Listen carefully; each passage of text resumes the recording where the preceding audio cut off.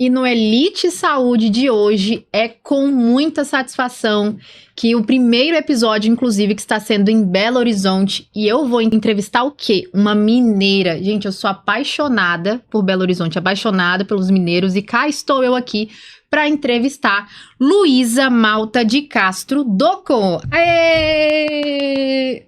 Então, gente, a Luísa, ela é uma psicóloga há 14 anos, conhecida como Lu, psicóloga do sono infantil, uma profissional que une psicologia, sono, neurociência, trauma, vínculo, maternidade e presença emocional. E o grande diferencial dela é que não está apenas em ensinar o bebê a dormir, mas em olhar para a mãe, para a família, para a rotina e para toda a rede de apoio. Seja bem-vinda, Lu! Obrigada, Vi. Muito obrigada por essa oportunidade de falar um pouco dessa profissão que tem crescido muito, né? Que é o sono infantil, dessa área, na verdade, da saúde, que tem ganhado muito espaço, e é com muita alegria que estou aqui para difundir todo o conhecimento que tenho. Ai, maravilha. Gente, eu vou falar pra vocês que, até antes da gente trazer aqui, eu gosto de sempre trazer a vivência que eu tenho. Toda pessoa que eu entrevisto, eu tenho uma vivência. Quando eu conheci a Lu, eu acordava 4 e pouco da manhã. Então, depois de estar ali acompanhando toda aquela questão do trabalho dela, ela ficar ali em cima, eu estava com o meu organismo muito bagunçado.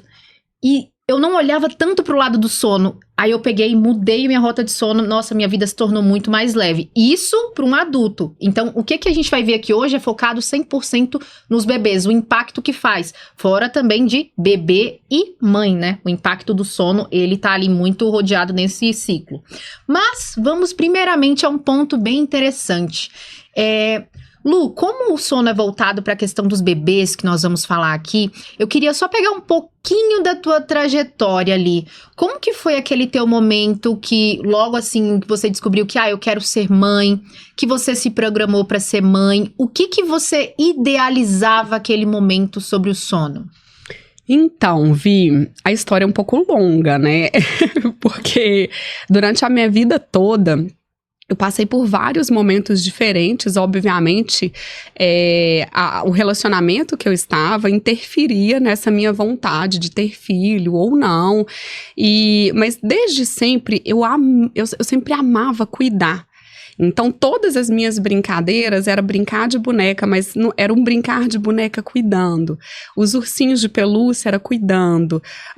Os bichinhos era sempre cuidando. Então, eu sempre tive essa coisa dentro de mim através do cuidar mesmo e do cuidar da fragilidade do bebezinho, sabe? Daquela coisinha pequenininha, assim. E a vida foi passando, foi acontecendo, o coração foi endurecendo, e eu falei, né, chegou uma época que eu falei assim, não, eu acho que filho dá muito trabalho, eu não quero, eu sou muito egoísta. Eu lembro de falar isso com a minha irmã, eu falava assim, eu sou muito egoísta para poder ter filho, porque ter filho é abrir mão de tudo na vida e eu não tô disposta a fazer isso. Mas eu acho que era mais uma capa, assim, protetora da vida mesmo, o medo daquilo não acontecer. E acabou que eu encontrei meu marido, né, a gente se conheceu e a gente foi desenvolvendo um relacionamento, e ele teve um câncer, ele passou por um tratamento de quimioterapia e ficou estéril. Mas durante todo esse processo o médico avisou a ele, né, a possibilidade dele ficar estéril, e pediu que ele fizesse, né, na verdade sugeriu que ele fizesse o congelamento de espermatozoide, e que se quisesse ter filho seria através de uma fertilização in vitro. Seria de forma artificial. E aí, assim, desde o começo do namoro, eu sabia que essas seriam as condições. Mas na minha cabeça, a condição era assim, se e quando eu decidir ter filho, eu vou lá no médico, o médico vai me dar um remédio, um tanto de hormônio, eu vou sair de lá, depois de um mês estou grávida. Tipo, minha vida estará resolvida, assim, em um piscar de olhos. E não foi isso que aconteceu. Eu passei por várias perdas, passei por várias dificuldades dentro desse processo da fertilização. Os hormônios, eles mexem muito com a gente, mas a expectativa, a mulher passa por uma dor, assim, quando a gente tá fazendo a FIV, e você transporta os embriões para dentro do seu corpo, e aquilo não vai para frente, é uma dor que não tem nome, assim. Você não teve um aborto, você não teve uma gestação interrompida, mas ao mesmo tempo você vive um luto tão profundo, mas um luto tão profundo. E eu passei por esse luto algumas vezes, até que, enfim, né, eu engravidei da Olivia. Quando eu engravidei da Olivia, eu achei que todos os BOs psicológicos possíveis e imagináveis com relação a filho, eu já tinha passado, eu já tinha superado, eu estava super bem, que agora era só curtir a barriga, era só curtir realmente a gestação e aquele momento ali. A Olivia nasceu, os meus, são um detalhe, eu tenho 2 sobrinhos que sempre fizeram muita parte da minha vida, eu sempre participei muito da vida deles e nenhum dos 2 tiveram problema de sono, né? Eram aquelas crianças que dormem em qualquer lugar, aquelas crianças que dormem no carrinho, que dormem a noite inteira, e só depois eu fui perceber que esse conceito de que dorme a noite inteira é um conceito de percepção dos pais, porque os meus sobrinhos acordavam muitas vezes na madrugada. Mas como eles não ficavam em um período acordado e nem precisavam mamar na madrugada, minha irmã considerava que eles dormiam a noite inteira. Mas não, eles tinham alguns despertares, isso eu fui descobrir depois.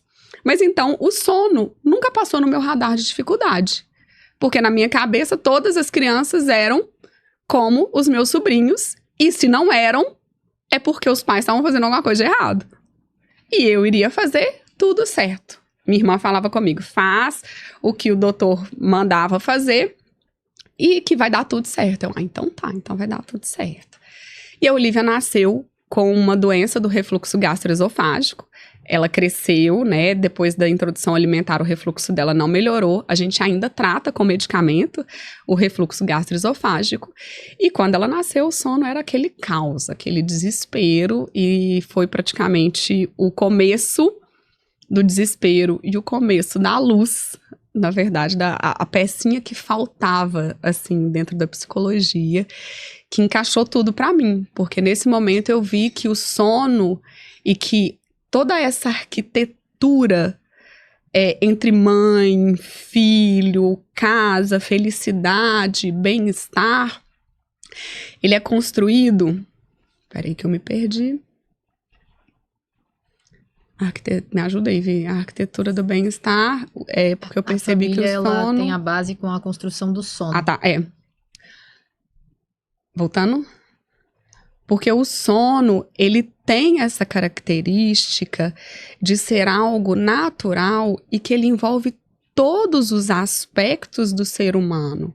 Ele envolve o ambiente, ele envolve a fisiologia, o corpo, a biologia, o tempo de maturação, até mesmo se tem alguma questão fisiológica ali que atrapalha o sono, como por exemplo um refluxo. Ele envolve os aspectos emocionais do ser humano, de conexão, de apego. Ele envolve questões culturais da família. Gente, eu odeio essas engolidas minhas, verdade? Eu como. Essas questões culturais da família, de como a família percebe o sono, como a família enxerga o sono, vem também do cuidado dos pais com eles mesmos, sobre a rotina, sobre são pais desorganizados, perdidos, né, mais ou menos assim, dentro da sua rotina, ou são pais estruturados que têm uma vida um pouco mais previsível? Então, quando eu cheguei no sono e eu compreendi a complexidade e o quão vasto é a gente trabalhar com o sono, principalmente o sono infantil, eu fiquei apaixonada, porque junta todos esses aspectos que você me falou, né, que você junta todos esses aspectos que você trouxe no início do nosso podcast, que junta esse conhecimento do trauma, a saúde emocional da mãe, a família, enfim, o sono é amplo. Incrível todo esse processo que você trouxe até aqui, e antes de ir para a próxima etapa, até de perguntas que eu quero te fazer, eu queria que você trouxesse primeiramente até mesmo esse viés da dor naquele momento que você estava tentando, porque tiveram muitas mães que hoje estão gravidinhas, que passaram por essa mesma jornada que você, e isso eu falo até mesmo com uma certa propriedade, não por mim, mas porque eu já tive uma cliente que ela é focada em atender, uma psicóloga de mulheres tentantes. Então, ela me trazia muitas questões que depois que ela me trouxe tudo aquilo, eu vi que coisas do dia a dia, perguntas como quando é que você vai engravidar e tudo, são coisas que acabam adoecendo aquela mulher. Então, assim, eu queria até mesmo que você trazesse até para construir ponto de conexão com as suas futuras pacientes, a sua audiência e tudo mais. Como que era a tua cabeça, a questão psicológica ali naquele momento? Você diz antes das tentativas? Não, ou durante ali as tentativas, a cada problema que acontecia, que você via que não vingou, como é que era o teu psicológico? Você tinha acompanhamento psicológico naquele tempo? Nessa época, eu fazia acompanhamento psicológico, uma psicóloga maravilhosa, um doce, que trabalha com experiência somática, que é uma das técnicas, né, que eu tenho no meu, eu falo que é o cinturão do gato Félix, sabe, que tem várias ferramentas, assim, para trabalhar a cada momento que a pessoa precisa, e a experiência somática é uma dessas ferramentas que eu tenho dentro do meu cinturão.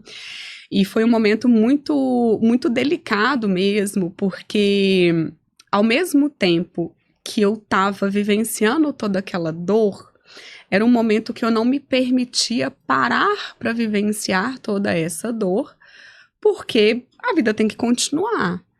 E as pessoas não sabiam que eu estava fazendo o processo de fertilização, meus pais não sabiam, os meus amigos não sabiam.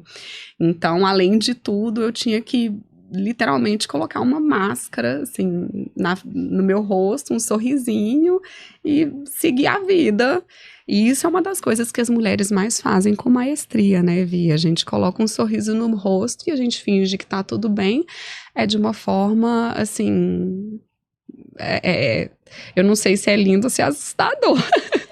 Porque a gente faz isso com o pé nas costas, pode falar. É porque a pressão que eu vejo também, principalmente nessas mulheres que passam o processo tentando, é muito grande. É muita pergunta de família, Sim. amigos, qualquer roda que você tá, passou na faixa ali dos 30. Eu falo porque eu não tenho filho e a pressão em mim, que não tenho essas questões de tentar nem nada, já é gigante. Imagina o quão sofrimento que é.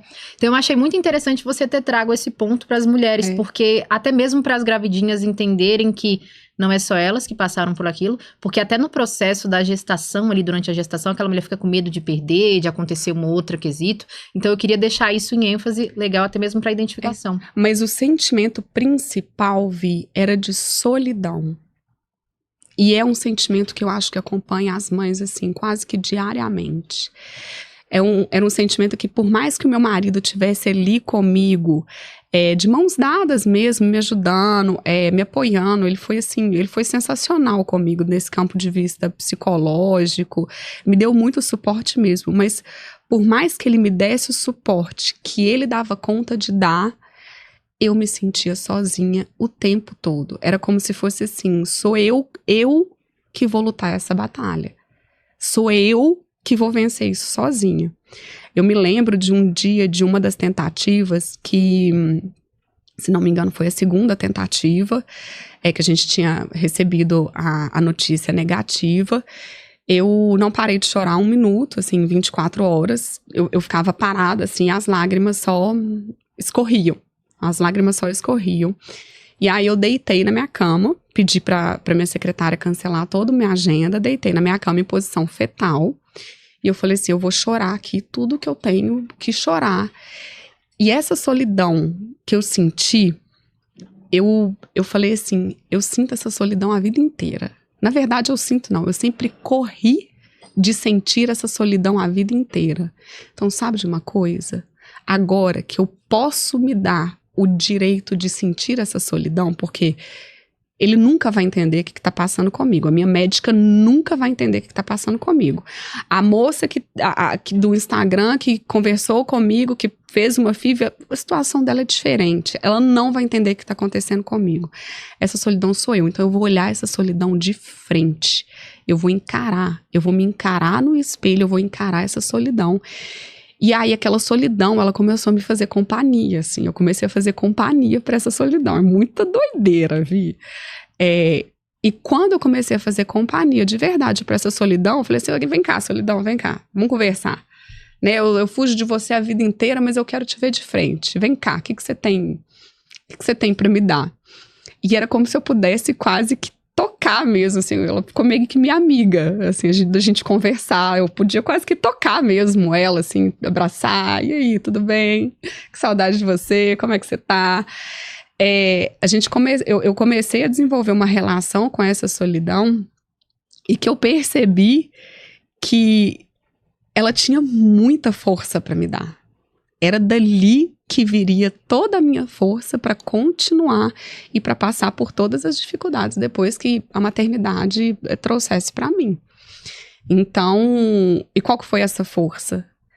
É a força de eu me olhar no espelho, é uma frase que eu normalmente eu falo para as minhas pacientes, ensino para as pessoas se olharem no fundo dos olhos, se olharem de frente para o espelho e falarem, eu não vou me abandonar.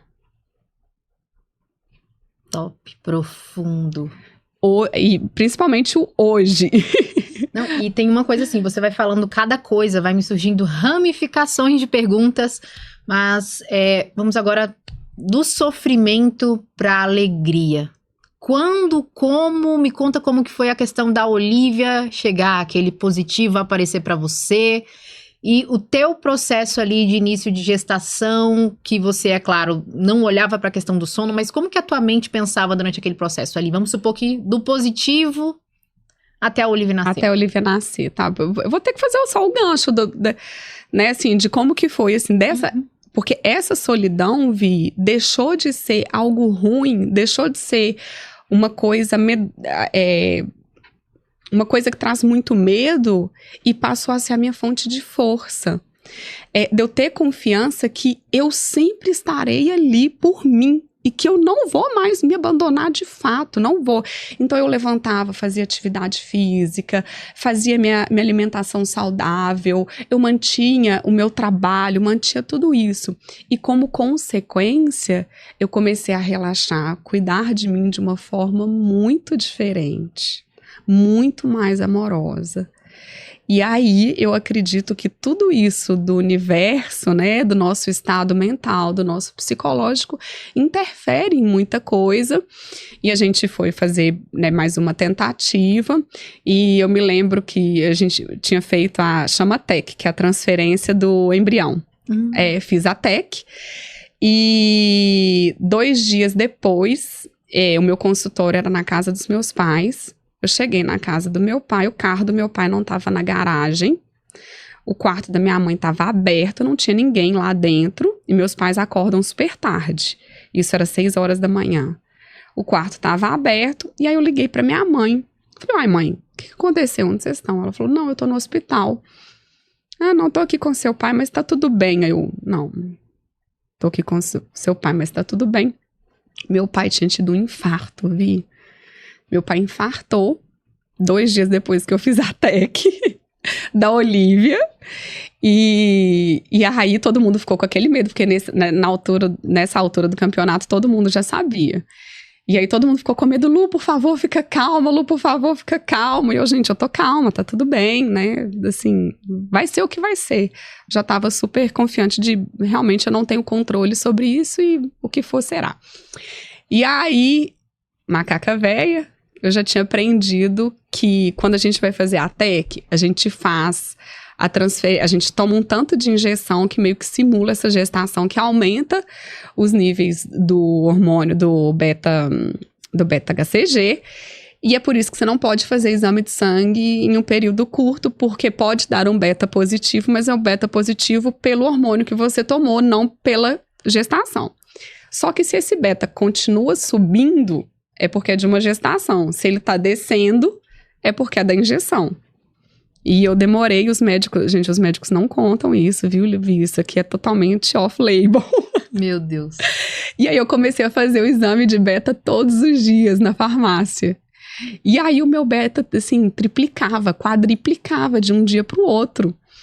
E aí, me lembro, né, assim, não lembro o número, assim, exato, mas meu beta saiu, sei lá, de 400 para 1.200, de um dia para o outro. Aí eu mandei para minha médica falou assim, realmente, né, eu acho que você tá grávida, a gente ainda não pode afirmar porque a gente precisa esperar todo o tempo, e pelo valor do seu beta são 2. Aí eu, ai meu Deus, e pelo valor do beta são 2. Fiquei naquele desespero e ao mesmo tempo muito feliz. E aí eu me lembro que vieram todos os sintomas. Meu pai internado no CTI, depois ele foi pro quarto, ficou mais de 15 dias no hospital. Ele saía da cama dele pra eu dormir, de tanto sono que eu sentia nesse início da gestação. Meu Deus. E eu descobri no caixa do supermercado com a minha mãe, que a gente fez eu fiz o exame de sangue. E aí não aguentava de ansiedade, fiquei atualizando o aplicativo do laboratório a cada segundo, eu não estava nem perto do meu marido, nem nada, não tinha nem pensado nisso, assim, de, eu quero descobrir com todo mundo, não, foi no caixa do supermercado, abri, tava lá positivo, e foi aquela alegria, né, eu não conseguia parar de rir, da mesma forma que eu não conseguia parar de chorar, eu não conseguia parar de rir, e foi uma alegria maravilhosa, foi uma gestação muito deliciosa, eu falo que estar grávida, assim, é estar em estado de graça, de conexão, assim mesmo, com o divino, e a gente estar em um momento que você está materializando todo mundo espiritual mesmo, tudo essa coisa que existe nesse desconhecido e que vai se transformar em um ser com uma alma própria, assim, um serzinho. Então, para mim, estar grávida é estar em estado de graça. Eu amei ficar grávida, amei. Que maravilha. E aí, nesse contexto que você traz de se transformou num serzinho, foi um serzinho dos olhos claros e cabelinhos cacheadinhos, a coisinha mais linda. Exatamente. Eu nunca... Tem só uma história engraçada, Vi. Pode contar. Não, eu falo assim uma coisa, ó. Não dá pra gente falar pouco. Não dá, definitivamente. Não dá mais eu, né, Vi? Vamos se soltar, vai, pode falar. Meu marido é bonitão, né, Vi? Ele é bonitão. Porque você me bota numa reta, eu falar ele é bonitão assim. Não, mas é um casal a gente vai cortar. É um casal muito, pronto, falei. É um casal muito bonito. Que tá no podcast. É um casal muito bonito, mas ele é bonitão. Sim, entendo. Tá, maravilhoso. Entendi. Um casal muito bonito, sim. Só que minha sogra fala que ele nasceu feio, mais feio, que quando ele nasceu, ela falou com o beijo, não põe de novo pra dentro, porque não tá pronto, não. Meu Deus do céu. Que ele era a coisa mais feia do mundo. Aí a minha cunhada, a segunda filha dela, ela ficou com tanto medo dela nascer feia igual meu marido, que ela falou que ela ficava imaginando a boquinha, imaginando os olhinhos, imaginando todo o corpinho, como se ela estivesse fabricando, moldando ali a aparência física da minha cunhada. E minha cunhada nasceu linda, ela também é linda. E aí minha sogra ficava assim pra mim, Lu, você tá imaginando o rostinho da Olivia? Lu, você tá imaginando o rostinho da Olivia? Eu ficava assim, você tá com medo dela nascer feia, né, sogrinha? Mas eu não sei se você já viu falar que, inclusive, os bebês de atualmente, eles já nascem com os procedimentos e tudo que a mãe já fez e com a atualidade do que o pai tá. Isso é uma loucura, mas que vem acontecendo, E nesse processo, se deixar, a gente vai seguindo o fio da meada, mas vamos voltando aqui pro sono. Logo quando você pegou ali e descobriu o beta-HCG, viu que estava positivo, entrou naquele processo de gestar, que para você foi maravilhoso. Logo ali na reta final da gestação, o que você idealizava a respeito do sono, assim? O que chegou a se passar na tua cabeça ou passou liso? Foi só quando nasceu que você acordou assim? Vi, passou liso. Para mim o sono, ele seria da forma como eu sempre vi as pessoas tratarem. Seria uma coisa muito natural e que o bebê ia começar a dormir bem à medida que ele crescesse e, né, acorda de madrugada, mama e volta a dormir. Assim, passou liso total. E tem um outro detalhe. Como psicóloga do trauma, eu sempre tive pavor de treinamento de sono. Sempre tive pavor, porque na minha cabeça, treinamento de sono era deixar o bebê chorando sozinho no berço. E não vamos confundir dívida ativa com tia da diva. Uma coisa é uma coisa, outra coisa é outra coisa. Cuidar do sono do bebê não envolve abandono. Pelo contrário. Envolve um estilo de vida de conexão emocional. Então, cuidar do sono da Olivia nunca tinha sido algo, um assunto na minha cabeça ou algo importante para eu colocar na minha lista do que a gestante tem que fazer, sabe? Nunca tinha aparecido assim para mim e eu achava que ia ser natural, assim. E me conta, Como isso passou, como a gente disse aqui, passou liso logo que você teve a Olivia ali nas primeiras semanas? Como que foi? Conta o caos, conta a história, que eu tô curiosa pra saber detalhes. Quando a Olivia nasceu, foi aquela coisa assim, né? Coisa mais fofa do mundo. Ela nasceu com 3 quilos, gordinha e tudo mais. E ela veio direto pro meu peito mamar. E foi um momento lindo, foi um momento mágico. Eu amei essa amamentação. E o bebê muito pequenininho, ele fica muito tempo no seio materno, porque ele não consegue sugar, e também o leite demora a descer, a pojadura, né, que é a descida do leite, demora um tempinho. E para estimular, o bebê fica mamando o tempo todo. E vai saindo um colostro, um leite mais grossinho, com mais imunidade, assim, a natureza é muito sábia. E aí teve uma vez na maternidade, que eu vi a Olivia sendo amamentada, né, tava aqui no meu colo, e eu vi o colostro entrar na boquinha dela, ela engolir e voltar. E ela franziu a testinha e fez um movimento de como se estivesse mascando chicletes. E franziu a testinha. Aquilo ficou na minha cabeça, na maternidade. E aí eu falei com a minha irmã assim, eu falei, Cis, eu acho que a Olivia tem refluxo. Aí ela falou assim, Cis, ela acabou de nascer. Não tem refluxo, não. Tá tudo bem. É normal. Né, fica muito líquido, muita coisa no estômago do bebê. E ele fica produzindo essa, né, como se fosse uma saliva, sei lá, fazendo essas bolinhas, saindo essas coisas assim da boquinha, normal. Tá bom. E aí, toda mamada, eu observava o comportamento dela enquanto estava sendo amamentada. Eu ficava lá de olho e eu via que depois de um tempo que ela passava a engolir, o leite voltava. Quando a Olivia tinha 5 dias de nascido, ela chorou por 6 horas ininterruptas, depois de ser amamentada. E aí foi um caos total, porque nada acalmava o choro. Ela não conseguia mais ser amamentada do tanto que ela estava chorando. 6 horas ela já estava com muita fome, né, para poucos dias, assim, até perigoso o bebê ficar sem se alimentar esse período todo. E eu fui com ela pro hospital. No hospital, a enfermeira falou comigo, falou assim, não, pode ir embora, porque agora, independente do motivo que ela esteja chorando, ela está chorando de fome. Ela me ensinou como eu daria o leite materno na seringa para Olivia. E aí, fomos para casa, dei o leite, e aí ela mamou, assim, uma quantidade de leite considerável, assim, por exemplo, 40 ml, 50 ml de leite para um bebezinho muito pequenininho. E aí, eu falei assim, nossa, a Olivia mamou, agora ela silenciou, agora ela vai dormir aquele soninho gostoso, né?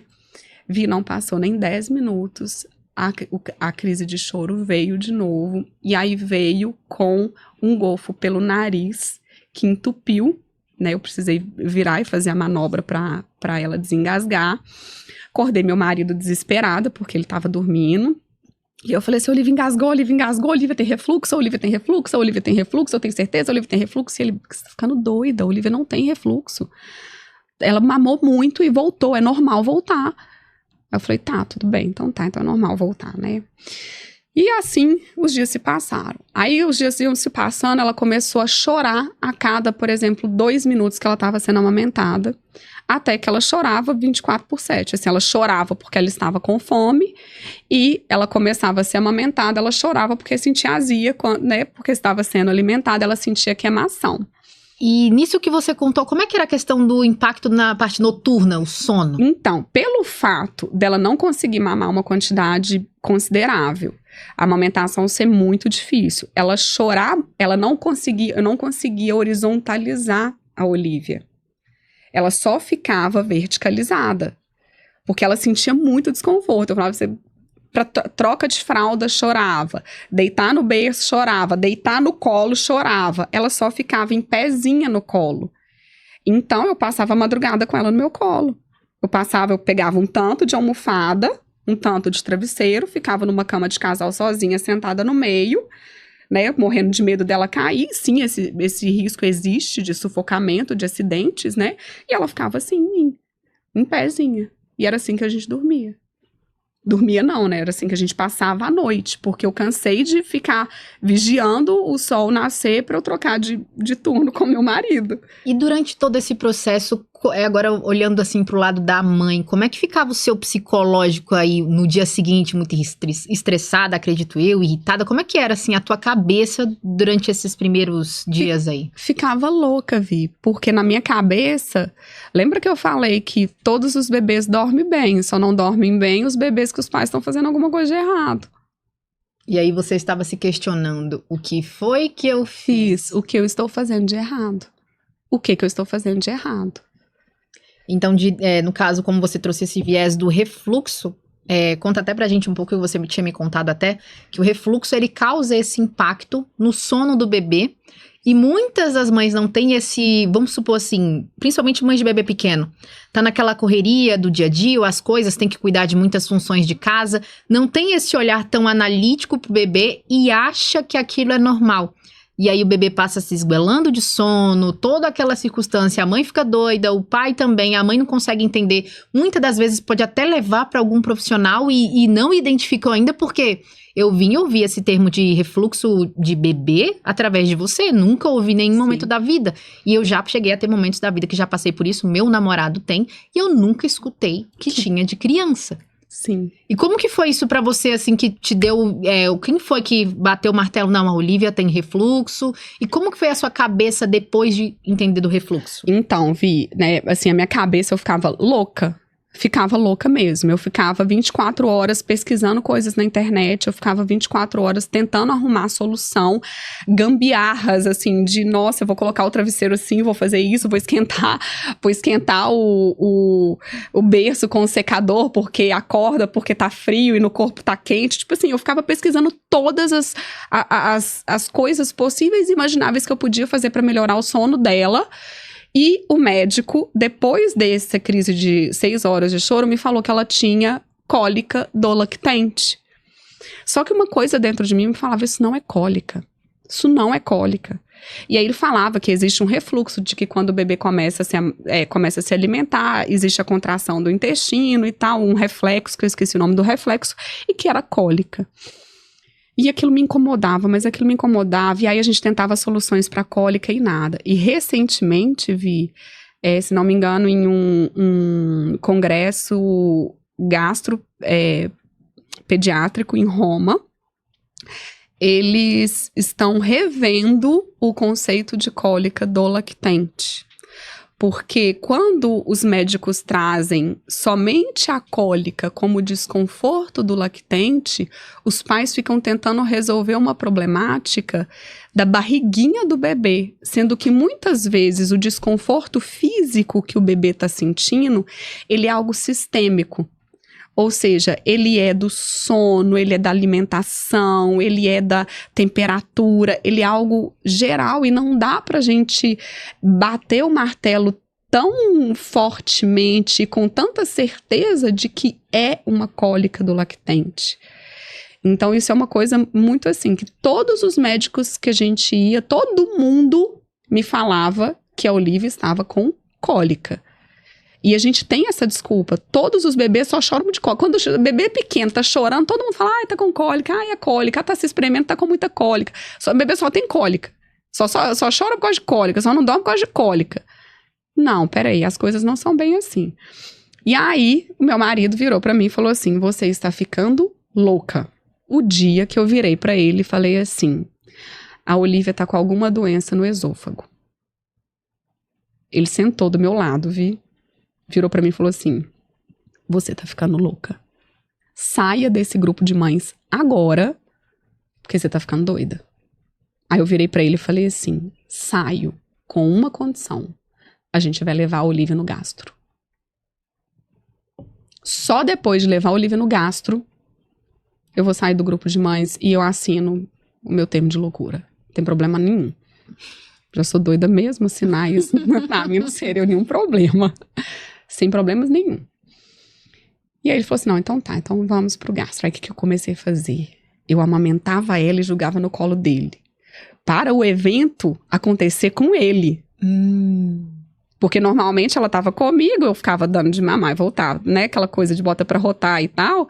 E aí eu comecei a entregar pra ele, colocar pra rotar todas as mamadas, até que aconteceu algumas vezes com ele. Ele viu ela se engasgando com o leitinho voltando no nariz. O refluxo da Olivia se chama refluxo oculto, que ela não tem o padrão que eles chamam de padrão vomitador. Então não sai aquele jato, não sai uma quantidade, não é um golfo. Não queima aqui no caso? E aí queima, só que queima quando sobe e queima até o narizinho e queima quando desce. A gente já é dolorido quando acontece, imagina um bebê, tadinha. Agora imagina o ácido no estômago voltando até o narizinho, o que acontece com o narizinho? Começa a produzir mucosa, o bebê fica sempre com o nariz entupido, sempre com respiração mais dificultada, porque o ácido do estômago vai irritando a mucosa nasal. Tadinho, não consegue falar esse tempo, é tudo muito pequeno, ai, que dó. E eu já estava escutando a Olivia chorar rouco, por causa do refluxo. Só que se eu falasse com meu marido, ao invés de só me dar o atestado, ele iria me internar. Como eu tava ouvindo ela chorar rouco. Nossa, eu tô querendo saber como é que foi essa questão do médico, como é que foi a cara do seu marido, o que aconteceu? Aí quando a gente chegou, aí eu comecei a coletar dados. Comecei a pedir as pessoas pra filmarem, enquanto eu tava dando de mamar pra Olivia, filma aqui, por favor, filmar o comportamento da Olivia depois. Então, o choro dela, o padrão de choro dela, ela arqueava o pescocinho, ela jogava o pescocinho pra trás, enquanto eu deitava pra mamar. É como se o bebê estivesse buscando um espaço, sabe? Mesmo assim. E ela começava a mamar e começava a chorar. Mamava e chorava, mamava e chorava. E aí eu comecei a coletar todos esses dados e levei pro médico. E aí, quando eu falei pro médico, mostrei pro médico, ele falou assim, eu não tenho dúvida, a Olivia tem refluxo. Aí, eu falei com ele, eu falei assim, inclusive, doutor, eu tô ouvindo ela chorar rouco. E meu marido riu na frente do médico. Aí ele falou assim, esse é o principal sintoma, inclusive em adultos, rouquidão. Quase que você solta um fogos de artifício, foguete. Pois é, porque o que acontece? Uma coisa interessante é, você não deixou o seu instinto de mãe de lado. Jamais. E o que acontece? Você foi uma mãe muito presente em analisar todos os comportamentos do bebê. Porque o que a gente vê hoje em dia? Muitas pessoas reclamam desse universo da falta de sono, do bebezinho ter dificuldade para dormir, e não estão atentas a esses microsinais. Então, isso que você me trouxe foi até uma coisa interessante, porque assim, puxando um pouco do gancho até mesmo pro protocolo sono pro inteiro, antes da gente dar a continuidade, mostra que a mãe, além de ter esse direcionamento de cuidar das emoções, de cuidar do sono, você também vai clarear a mente dessa mãe para ela analisar e olhar pro bebê dela de forma diferente. Porque pode ser que o bebê tenha essa questão da Olivia e a mãe não saiba identificar e nenhum profissional identificou. Eu nunca, por exemplo, ouvi que uma mãe levava o bebê para analisar essa questão do estômago. Isso é bem único.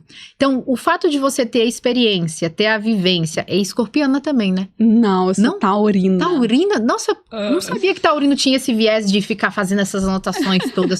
Mas eu vou dizer que isso é do comportamento que a gente que tá olhando ali lá pra frente, que quer comprovar dados e tudo mais.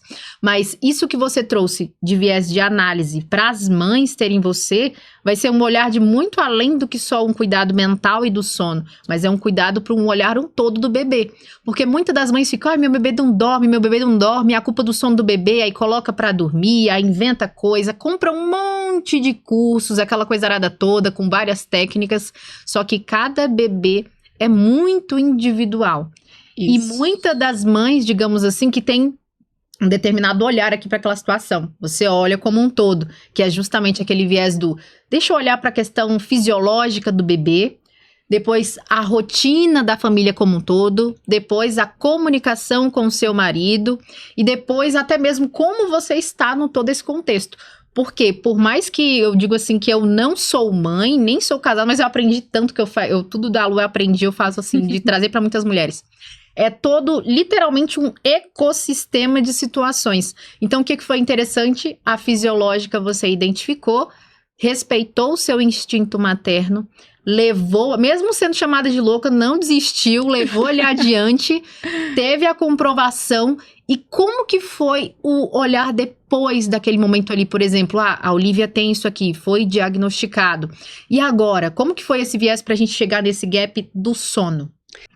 Eu não entendi a pergunta em si, assim, Vi. Não, no contexto de quando você descobriu que por mais que a Olivia já estava com toda essa questão do estômagozinho ali e tal, esôfago, aquilo ali era um impossibilitador também do sono. Quando esse ponto foi entendido e diagnosticado, qual foi o caminho que você fez aqui? Como foi os próximos passos? O tratamento, a direção até mesmo do que você fez? E até mesmo como, depois que foi resolvido isso, melhorou o viés do sono? Uma das coisas, né, Vi, que eu levo muito em consideração em todo o processo individual que eu faço, é justamente essa intuição da mãe. Todo bebê, ele é individual. Tem uma frase que eu não lembro agora de quem é, mas fala que a verdade individual é a verdade absoluta. E a gente só consegue ter esse poder de observação se a gente está disposto a descobrir qual é a verdade individual do nosso bebê, que normalmente não vai ser a nossa verdade individual, mas é a verdade individual do nosso bebê. Então, quando eu comecei a observar a Olivia, quando eu comecei a observar que ela tinha dificuldade de ser horizontalizada e que era por isso que ela não dormia, porque toda vez que ela... Como que a gente dorme? Deitado.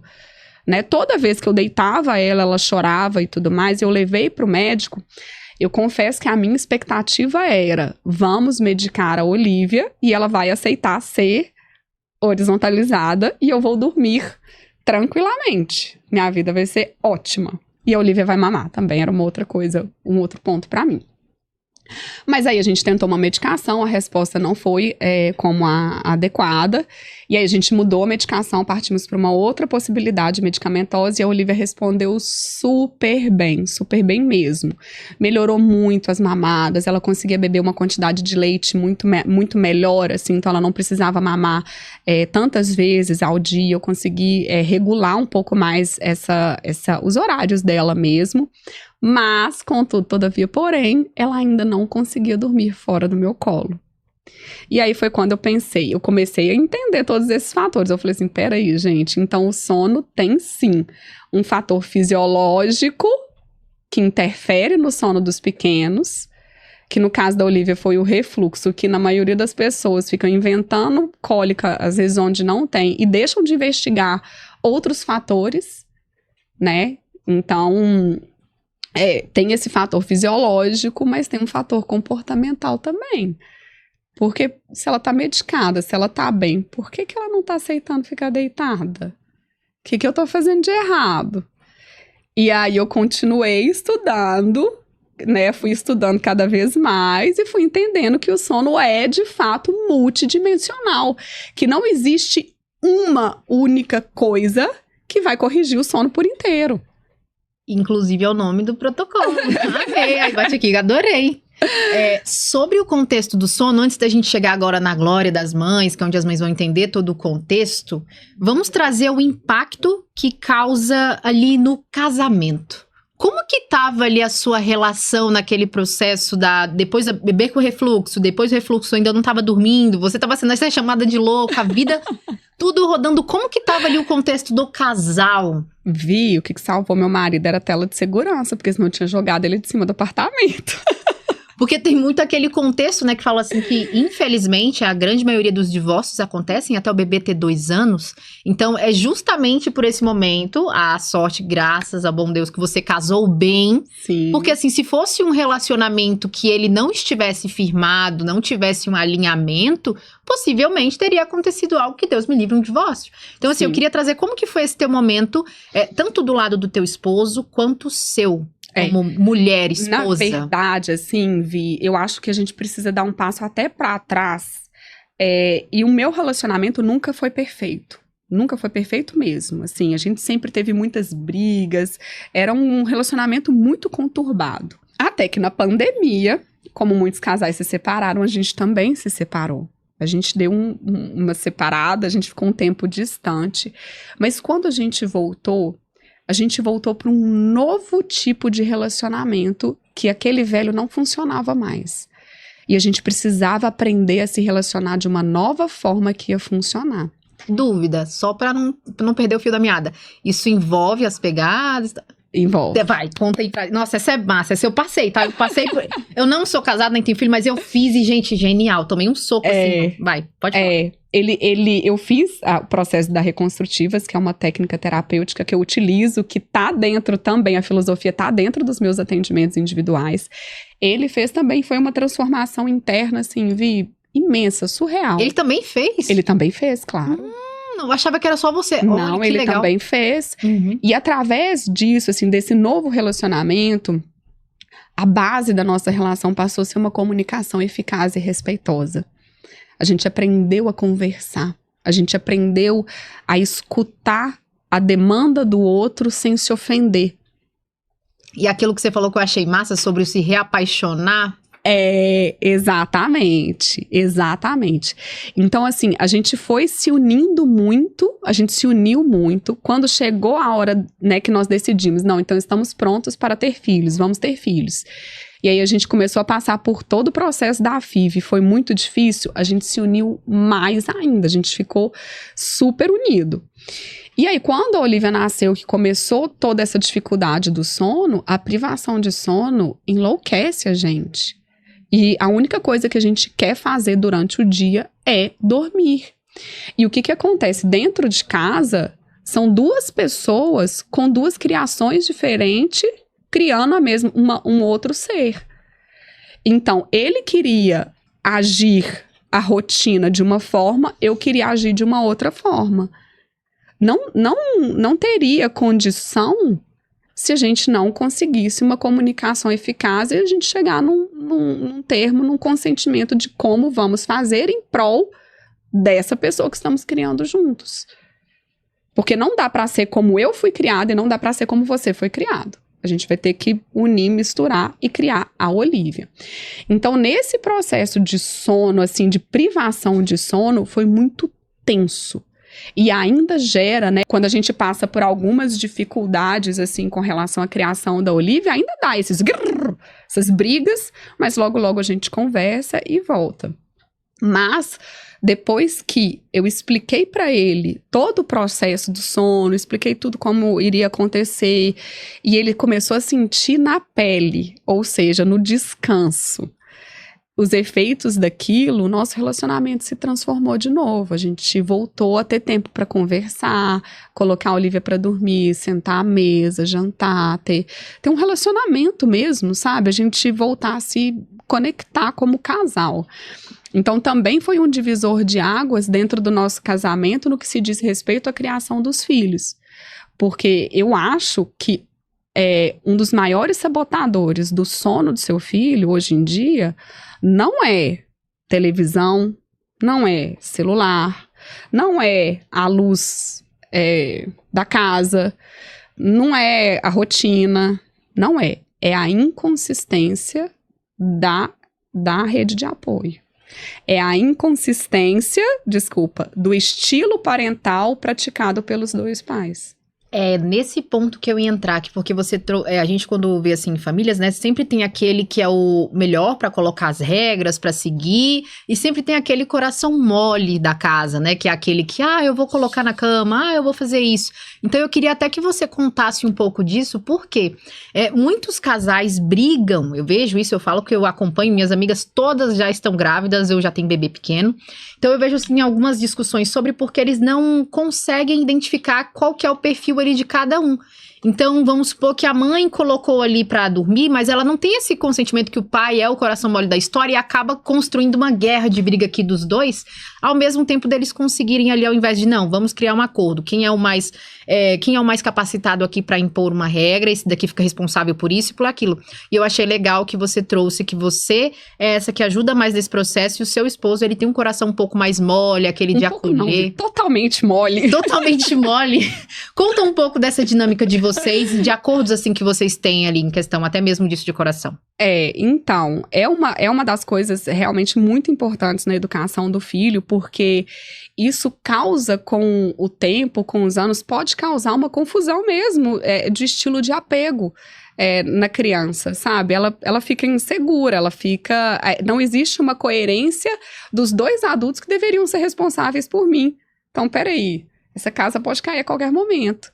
Então, isso traz uma consequência negativa para o psicológico da criança, e essa organização do estilo parental, a gente tem, vou só contextualizar, Gi, desculpa, a gente tem alguns estilos parentais. A gente tem um estilo parental negligente, a gente tem um estilo parental permissivo, e a gente tem um estilo parental autoritário, e a gente tem um estilo parental autoritativo. O estilo parental negligente, ele pode apresentar duas características diferentes. Ou é aquele que negligencia todas as necessidades emocionais da criança e vai só cuidando mesmo, tipo, dá comida, leva para a escola, faz aquilo. É mais realmente negligente, a pessoa ela precisa fazer coisas mais para ficar livre daquele cuidado do que, de fato, estar ali cuidando das necessidades psicológicas, físicas, emocionais daquela criança. O estilo parental permissivo, ele já tem muito afeto. Ama muito a criança, tem muito afeto, tem sabe, assim, é muito carinho, é muito só que existe uma dificuldade muito grande interna dos pais que praticam esse estilo parental de colocarem limites, de manterem regras, de manter disciplina, de manter rotina. Então, acaba sendo o estilo parental permissivo. O estilo parental autoritário é aquele pai que não tem esses limites, tem todas essas regras, mas não tem o afeto. Então, fica aquilo, obedece porque eu que mando e pronto, acabou. E o estilo parental mais equilibrado, digamos assim, que é o estilo que a gente quer ser a maioria do tempo, então, né, o que eu acabei de falar é importante, o estilo que a gente quer ser a maioria do tempo. Ou seja, nenhum pai é isso o tempo todo. Nenhum pai é perfeito. Não, e a gente não é autoritário o tempo todo, a gente não é permissivo o tempo todo, a gente passa mais tempo em cada, como se fosse arquétipo desse. Então, a gente quer passar mais tempo no autoritativo, que é o quê? Eu tenho alto nível de exigência com meu filho, então eu sei que ele é capaz, eu acredito nele. Eu vejo a força do meu filho, eu coloco limites para ele, porque eu sei que é importante. Eu sei que ele se sente seguro com rotina, porque ele precisa disso, ele é uma criança. Então, eu tenho esse nível de exigência, mas eu também tenho alto afeto. Eu tenho alta disponibilidade emocional. Quando ele tá chorando, eu valido por que ele tá chorando. Eu falo, eu sei, eu reconheço, eu também talvez no seu lugar me sentiria assim, mas precisamos manter isso por causa disso. Então, quando os pais entendem que o estilo parental está interferindo no sono dos filhos, eles podem dar um passo para trás, conversarem entre si e normalmente chegar nesse acordo. E o que eu e o Felipe fazemos é justamente isso. Ele virou para mim e falou assim, olha, amor, eu não consigo. É mais forte do que eu não consigo. E eu disse, não tem problema, eu assumo daqui. E ele faz isso com confiança, que eu coloco limite nela, mas com também amorosidade. Da mesma forma que eu sei, né, quando ele tá sendo permissivo, hoje de manhã, por exemplo, ela tava lá em casa com eu faço vitamina de abacate e congelo numa forminha de cupcake, e para ela isso é o sorvete. Aí ela tava comendo sorvete 6 horas da manhã nesse frio. Né? Então, quando ele está sendo permissivo, ele sabe também que vai ser permissivo dentro daquilo que a gente estabelece de regras da nossa família. Regras da nossa família, nunca brigar na frente da Olivia. Regra número 1. Assim, a gente não discute na frente dela, a gente não traz questões, dúvidas e conversas assim na frente da Olivia.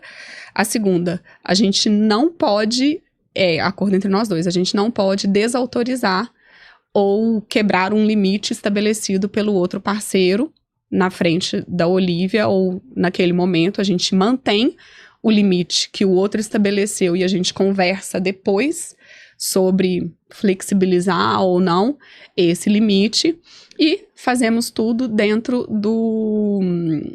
eu falo que é mais ou menos dentro do bom senso.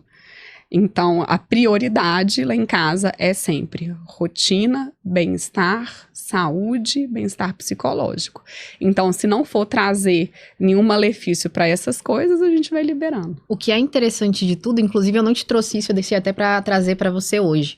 Quando eu iniciei esse trabalho, nesse contexto de toda essa construção sua, eu comecei a olhar para a Vitória, a criança do passado, e entender como é que era a dinâmica dos meus pais. Pra saber, né, pra identificar. Eu entendi que meu pai, no caso, esse negativismo, e a minha mãe já era esse do acolher de tudo e tal. Era muito assim. E ali acontecia muitas brigas e muitos conflitos entre eles. Até hoje tem, mas assim, são aquelas pessoas, digamos que vocês de antes. Você e seu esposo de antes. E eles deram o melhor que eles puderam. Eles fizeram o melhor que eles puderam pela gente. Só que eu noto que o quê? Como teve todo esse contexto do sono, eu não tinha regra pra dormir, não tinha nada. Então eu virava muitas madrugadas. Depois eu passei por um lado, isso trazendo de criança pra adolescência até a fase adulta, tá?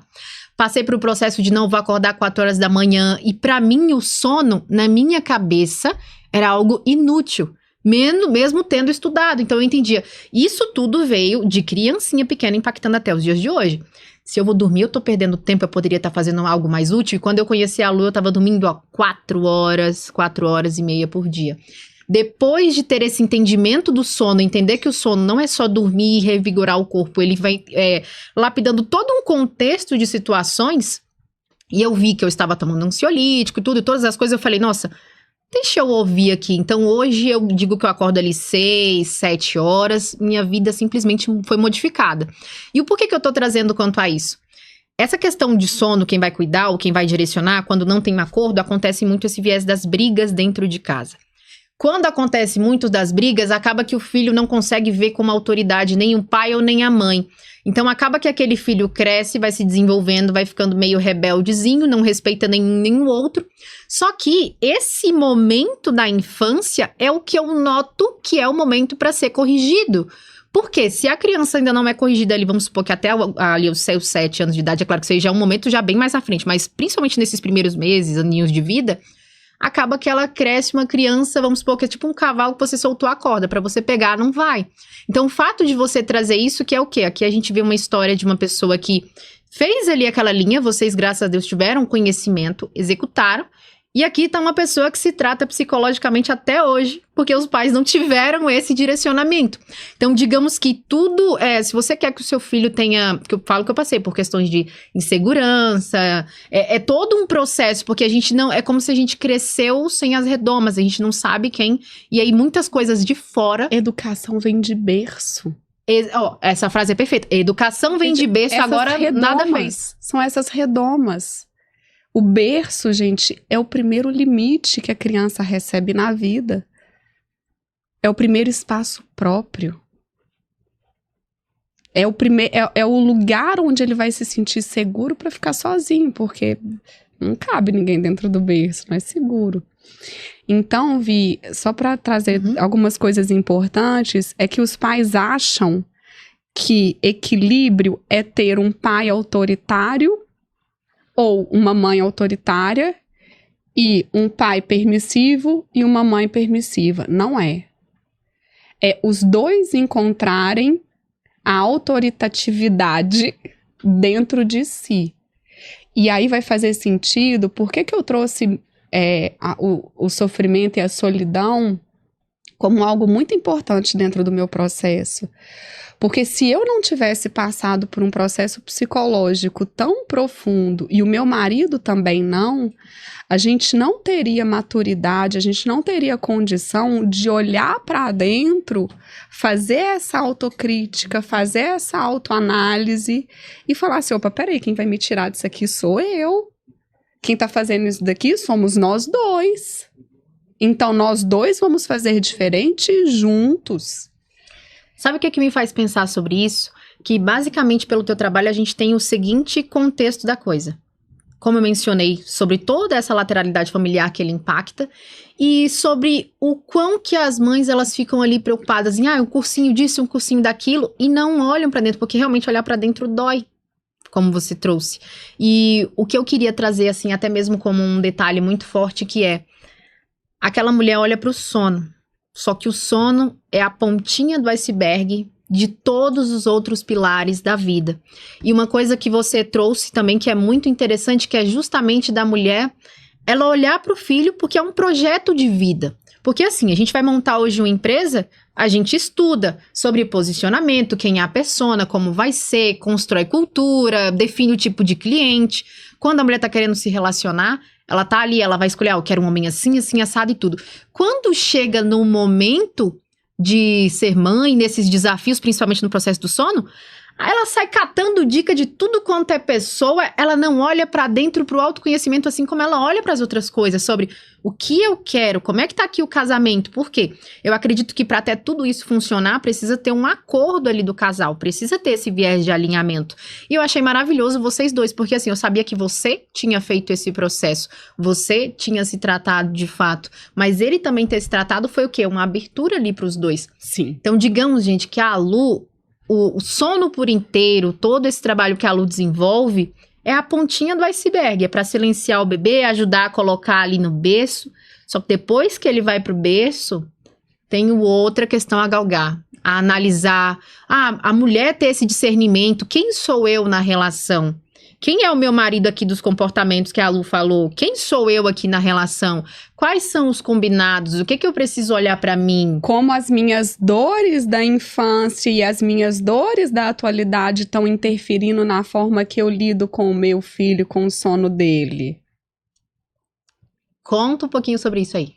É isso, Vi, assim, porque o estilo parental e essa forma que a gente lida com o sono, a Bárbara, uma professora que eu tive da área do sono, maravilhosa, ela tem essa frase, e essa frase é que mais faz sentido pra mim, assim, fala que a forma como nós lidamos com o sono é a forma como a gente lida com a vida. E o problema, né, assim, é que nós temos muito pouco conhecimento sobre o que é o sono. As mães, elas vão buscando essas dicas, né, assim, técnicas, exatamente, essas técnicas, essas dicas, ou até mesmo medicar a criança, porque se você está tentando colocar um óleo essencial que não é indicado para o uso de um bebê de, por exemplo, 3 meses, você está tentando medicar seu bebê para ele dormir. Então, assim, quando as mães começam a buscar por todas essas dicas, é porque elas não compreenderam, elas não sabem, e não é culpa delas. Assim, elas não sabem o que é o sono. É falta de conhecer a Lu. É falta de conhecimento do o que é o sono, por que o sono acontece, como que o sono acontece, pra que o sono acontece, pra que a gente dorme.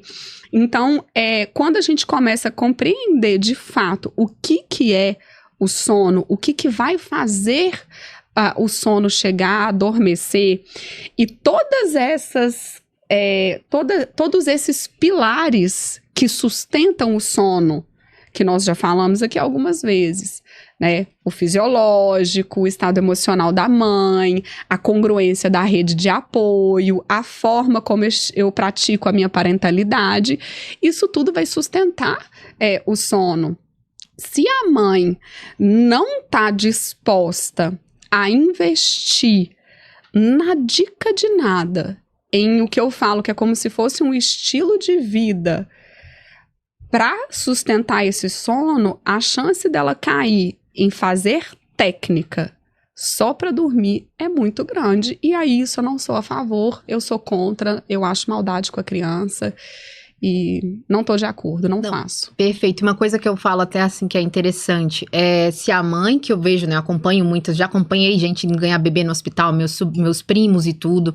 Então eu falo assim, se a mãe ela não dedica trabalho no processo ali inicial da criança, ela vai dar um trabalho para ele quando ele tiver adulto, que digamos que hoje eu tenho um trabalhão para cuidar. E o que eu queria trazer até aqui pra gente fechar em contexto Olivia dorme, casamento reconecta cada vez mais. E a mulher? E a Lu?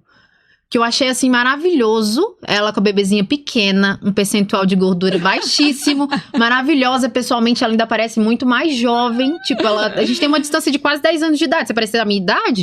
Então, Obrigada, assim, como que foi esse momento? A Olivia dorme, casamento restaura e agora... Lu, vai respirar. Como que foi, assim, pra você retomar as suas atividades, até você conseguir, por mais que a gente saiba que eu acompanho, assim, de certa forma, Sim. o teu dia a dia, que é um turbilhão, é questão de bebê tem que cuidar disso, daquilo, a escolinha, o bebê fica dodó e tudo, mas como que foi isso de você mesmo durante toda essa situação que muitas das mães, assim, não sei se a palavra certa seria, utilizam como desculpa ou colocam ali como, eu não posso, não consigo emagrecer, eu não consigo treinar, não consigo tal coisa por causa do bebê.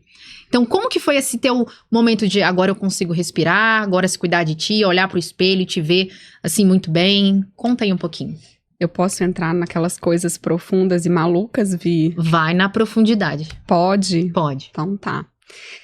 Que acontece? Quando eu conheci a Reconstrutivas, né, quando eu conheci a Carola Castilho e todo esse trabalho desenvolvido por ela, toda a sabedoria da Letícia Costa, que é uma psicóloga maravilhosa, querida, amiga íntima minha,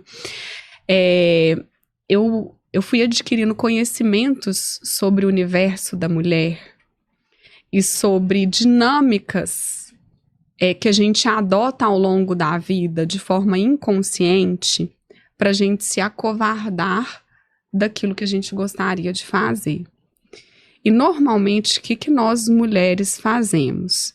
A gente usa primeiro, a gente vai vivendo a nossa vida, né, linda, maravilhosa, a gente quer ser igual a Revista Capricho, você é 10 anos mais nova do que eu, com certeza você não sabe o que é Revista Capricho. Você só sabe o que é Virgínia. Ai, meu Deus, Então, você quer viver de acordo com capa de revista e tudo mais, e você deposita ali a responsabilidade da sua felicidade, né? Assim, eu não sou feliz, eu não gosto de mim, eu não me amo, eu não... Enfim, não sou feliz, não sou realizada porque eu não sou desse jeito. Um estereótipo, uma coisa bem estética. E a gente começa a crescer, a gente começa a lidar um pouco melhor com isso, e a gente vai se desenvolvendo um pouquinho, e aí depois a gente fala assim, não, eu preciso de um marido, de um namorado, de alguém para colocar a culpa de eu não estar feliz, porque a culpa não é mais daquilo. Inclusive, eu colocava a culpa no meu namorado de umas coisas, e aí eu descobri isso depois que a Lu me esclareceu. Ô, raiva que eu fiquei quando cai. A Lu, ela fez eu ter raiva de vários processos, eu olhava assim pra ela e falava assim, graças a Deus que eu tô com a cabeça certa, senão ia ser muito reativa, e eu tava em busca dessa luz. É terrível, gente, mas continue. Mas então, a gente busca, eu brinco assim, por que as mulheres querem tanto um marido, um namorado, sendo que o que elas mais fazem é reclamar do marido e namorado? Querem se casar pra lamentarem o relacionamento horrível que tem. Pra torturar o pobre coitado, né, assim, eu sou infeliz por sua causa, né, e aí eu alivio a carga da responsabilidade. Então, a mulher, ela vai arrumando desculpas perfeitas para ela não fazer aquilo que ela realmente gostaria de fazer. Para ela não fazer aquilo que ela quer. Então, quando eu passei por todo esse processo, né, eu fiz aquela viagem maravilhosa que eu já te contei para Marrocos, que foi uma transformação, assim, surreal na minha vida. E eu fui me dando conta de todas dessas máscaras e dessas muletas que eu ia usando, inclusive o meu marido, né, o fio, eu ia usando o fio também como desculpa para eu não ser feliz, para eu não fazer as coisas e tudo mais. Então, quando a Olivia nasceu, eu já sabia que um dos processos das mulheres, naturalmente, é utilizar os filhos como a desculpa perfeita para não viver a vida boa que elas querem levar. Porque a verdade é que a mulher que tá vivendo uma vida boa, a mulher que tá feliz, ela precisa ser julgada na fogueira, ela tá fazendo alguma coisa de errado. Porque aí não é lugar da mulher.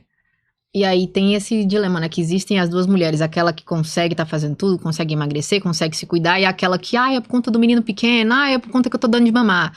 Aí depois, é agora porque tá desmamando, não, porque agora foi pra escolinha, tá tendo... Então acontecem trocentas situações, e se a gente analisar, pra sempre vai acontecer, porque eu falo isso que eu vou fazer 30 anos ano que vem, e aí a minha mãe, ela pega e fala assim, eu não fiz determinada coisa por causa que eu tive vocês, até hoje tem. E aí o que acontece, Vi? Usam os filhos, até quando pode, como a desculpa perfeita pra não fazer algo de bom da vida que elas querem fazer. Só que aí depois que os filhos vão embora... Olha que eu fui embora com 14, até hoje, acontece? eu fui embora com 14. Elas vão se amargurar. E vão culpar o filho da vida ruim que ela leva. Ou então vai ficar lá atrapalhando o relacionamento do filho, atrapalhando a vida do filho, né? Assim, ela vai ali tentar continuar aquele mesmo padrão, porque ela vê que não dá mais tempo. Porque a mulher que chega lá, né, para os seus 60 e tudo mais, ela acha que não dá mais tempo dela viver, ela acha que não dá mais tempo dela realizar projetos de vida dela. Então ela se amargura, ela fica amarga e fica só por... Eu falo que, sabe, tipo, as bruxas trocando... Não, e eu tenho até uma coisa pra falar, gente. Detalhe, eu amo a minha mãe e o que eu vejo de tudo? A minha mãe foi uma pessoa que não teve este conhecimento. Então, se você está assistindo isso aqui agora e você está ouvindo tudo que a gente falou, que você tem o conhecimento, então agora, a partir do momento, o sono do teu filho é tua responsabilidade. Teus olhos agora foram abertos. A Matrix do sono tá nítida pra você. E vamos trazer... Pode falar. Deixa eu só encerrar aqui, Vi. E aí, o que acontece? Falar mais, eu quero ficar falando. Peraí. Peraí que esse negócio é muito legal. Vai. Porque as mulheres, então, usam os filhos como a desculpa perfeita. Aí, a primeira desculpa perfeita vai ser: meu filho não dorme bem. A segunda perfeita vai ser: meu filho não come bem. A segunda desculpa perfeita: meu filho não desfraudou. Segunda desculpa perfeita: meu filho não alfabetizou. E aí, a adolescência vai ser difícil. Aí, depois a depressão e tal. Enfim. E o que acontece? A gente acha que filho é um projeto de vida completo. Filho é um projeto a curto prazo. Assim, curto prazo. Quando a gente avalia a nossa vida por inteiro, o filho fica com a gente muito pouco tempo. Então, quando a Olivia nasceu, eu já sabia que a principal pergunta que eu preciso me fazer todos os dias é: o que eu vou fazer da minha vida quando meu filho não precisar mais de mim? Porque se eu acertar, ele não vai precisar mais. Ai, essa doeu até em mim que não sou mãe. Ai, essa dói. O que eu vou fazer da minha vida quando meu filho não precisar mais de mim? E se ele continuar precisando pro resto da vida, alguma coisa ali saiu fora do planejado. Nossa. Não foi tão legal. Então, como que eu faço pra manter os meus projetos de vida? Eu fiz uma transição de carreira, né? Saí da carreira do trauma e tô vindo pra carreira do sono. É justamente com essa pergunta por trás, assim, se eu não viver a minha vida por completo, primeiro, a Olivia vai se espelhar em quem? Então, eu quero que ela tenha um exemplo em casa de uma mulher feliz, realizada, que tem um relacionamento bom, que trata o marido com carinho, que cuida da casa, que cuida da rotina, que tem responsabilidade, que trabalha, que se alimenta bem. Então, eu quero que eu só ensino para minha filha como viver bem, vivendo bem. Vou ter que colocar aquele cavalinho pra meu dói. Olha, por mim a gente falaria milhões de horas. Mas já encerrei. Vamos trazer aquele chave de ouro que é o que eu quero falar a respeito do sono por inteiro. Então, confesso pra vocês que, como eu mencionei, antes da lua eu entendi o sono de uma forma, depois da lua eu entendi que o sono é o pilar de tudo. Primeiramente, até porque o adulto, quando não dorme, ele fica enfesado, estressado e por aí vai. Então, tudo isso aqui que vocês ouviram sobre a Lu foi compilado no Sono por Inteiro, que é um protocolo realizado em 4 semanas, que a Lu abre a caixa preta dela, traz todos os detalhes e ajuda a mãe em toda essa dinâmica dos pilares. Começando pelo sono, depois essa questão aí da rotina, o casal, como é que essa mãe vai olhar para ela depois disso, e aí inicia um trabalho maravilhoso, que inclusive eu falo assim para vocês que só o fato de estar conectada com a Lu, além de ter aprendido tanta coisa, me abriu muito assim a mente, e a Lu, ela tá aí para essa mulher que teve todos esses desafios, que ela quer conseguir colocar o bebê para dormir, reconectar o casamento e ela poder olhar pra ela e respirar. E agora, qual é o caminho que eu vou? Porque nenhuma mãe merece estar sofrendo com tudo isso dentro de casa, principalmente por falta de conhecimento. Então, esse podcast, a principal prioridade é trazer esse viés pra mãe do sono, para que ela olhe, digamos que você até o momento estava com aquele negocinho que o cavalo usa, que ele tá aqui, e agora saiu. Agora tá um novo horizonte. Então, assim, Lu, eu queria que você trouxesse, assim, até mesmo esse contexto, assim, do sono por inteiro. Se você pudesse trazer com as tuas palavras pra mãe, o que representa pra você do que você quer trazer pra ela o sono por inteiro? O sono por inteiro. Esse inteiro é todo esse inteiro que a gente tá trazendo aqui. Exatamente. O sono por inteiro, inclusive, né, quando eu tava procurando um nome pro protocolo, um nome pra isso que eu tinha juntado toda a minha história como psicóloga clínica, com toda a minha experiência da psicologia do trauma, com todo esse meu conhecimento que eu adquiri dentro da Reconstrutivas e que fez todo sentido pro processo de sono infantil e o processo de sono, na verdade, da mulher que tá vivendo o puerpério, né, Vi? Eu falei, não dá para trabalhar o sono e para tratar o sono de uma forma tão superficial e tão simples e prática com simplesmente uma técnica. Então eu preciso compilar, e essa mãe, ela precisa de algo rápido. Ela precisa de algo que seja simples, claro e efetivo. Porque ao mesmo tempo, Vi, que eu reconheço que é necessário esse mergulho para dentro, eu não sei se é o momento da mãe fazer um mergulho muito fundo, sabe? Porque ela tá ali e ela precisa de um pouco mais de dignidade, de cuidados básicos, como, por exemplo, o sono. Mas algum processo terapêutico é necessário, porque a questão do sono, ela nunca vem sozinha. Como eu falei, ela não é só fisiológica, ela não é só comportamental, ela não é somente a dissonância entre a rede de apoio, ela não é só o estilo da parentalidade, ela tudo isso junto. Então, quando eu montei o protocolo por inteiro, eu montei querendo realmente entregar algo profundo e, ao mesmo tempo, simples, claro e efetivo para as mães solucionarem os problemas de sono dos filhos. Então, na primeira sessão, a gente faz eu falo que é o apertar o recentralizar do GPS. A gente faz essa sessão de compreender onde estamos, né, qual que é a questão do sono principal e onde essa mãe está também no lugar psicológico, e ela vai ter a oportunidade de se encontrar, mas de uma forma muito amorosa, muito sutil, sem dor, sem ficar cutucando ferida. É uma ferramenta muito linda e muito respeitosa. Na segunda sessão, eu vou trabalhar um pouco mais desses sistemas de crença que vêm da família, desse ambiente, do universo que está em volta, da rede de apoio.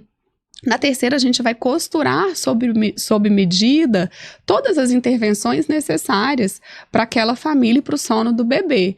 E na quarta sessão, a gente vai olhar para frente, a gente vai olhar para essa mulher, a gente vai olhar para esse dia a dia, não do passado, mas para frente, daquilo que eu vou construir daqui para frente, não só no sono, não só na vida do meu filho, mas como um todo, para mim, para ele, para o meu marido, para todo mundo. Então, quando eu cheguei no sono por inteiro, foi muito feliz, assim, dentro de mim, porque eu acho que a palavra sono por inteiro traz essa ideia da mãe por inteira, da mulher por inteira, da família por inteira, do sono por inteiro completo, do sono completo dentro de todos esses pilares. Então, a forma que eu tenho para explicar o protocolo do sono por inteiro é sono por inteiro. Ai, parabéns. Gente, realmente eu fico muito feliz de entrevistar a Lu, porque, como eu sempre gosto de dizer, eu adoro entrevistar profissionais que eu admiro, profissionais que eu aprendo com eles. E antes dessa temporada aqui em BH, eu tenho que trazer mais uma vez, não é possível, tem tanta coisa que foi abrindo assim na mente. Lu, então, pra gente aqui, ó, fechar com chave de ouro, olha pra câmera e fala uma mensagem agora pra aquela mãezinha que está com o bebê se esgoelando de sono, que ela tá meio perdida, ela tá confusa, o marido chama de louca.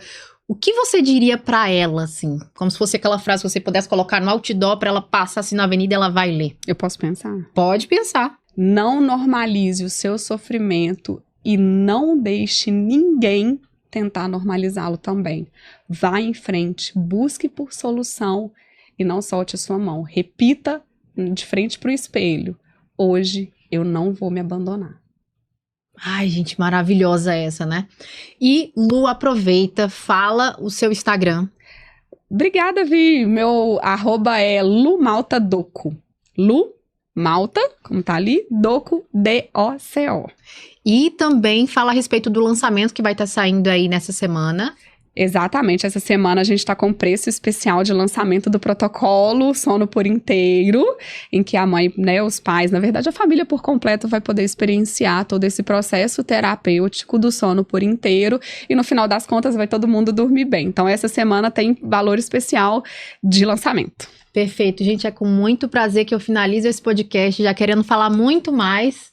Tenha um ótimo momento aí para vocês que vocês assistiram, compartilhe com as amigas e um beijo, espero vocês até o próximo. Tchau!